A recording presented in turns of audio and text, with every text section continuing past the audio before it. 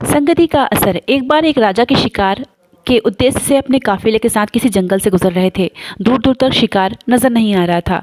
वे धीरे धीरे घनघोर जंगल में प्रवेश करते गए। अभी कुछ ही दूर हुए थे कि उन्हें कुछ डाकुओं के छिपने की जगह दिखाई दी। जैसे ही वे उसके पास पहुंचे कि पास के पेड़ पर बैठा तोता बोल पड़ा, पकड़ो पकड़ो, एक राजा आ रहा है, इसके पास बहुत सारा सामान है, लूटो लूटो, जल्दी आओ जल्दी आओ।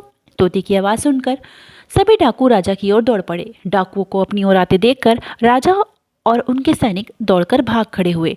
भागते भागते कोसों दूर निकल गए। सामने एक बड़ा सा पेड़ दिखाई दिया। कुछ देर सुस्ताने के बाद उस पेड़ के पास वो सब चले गए। जैसे ही पेड़ के पास पहुंचे, उस पेड़ पर बैठा तोता बोल पड़ा, आओ राजन, हमारे साधु महात्मा की कुटी में आपका स्वागत है।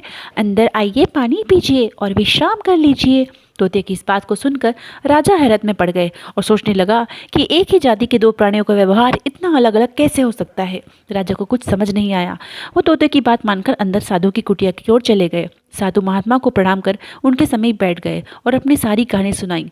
फिर धीरे से पूछा, ऋषिवर, इन दोनों तोतों के व्यवहार में आखिर इतना अंतर क्यों है? साधु महात्मा ने धैर्य से सारी बातें सुनी और बोली, ये कुछ नहीं राजन, बस संगति का असर है।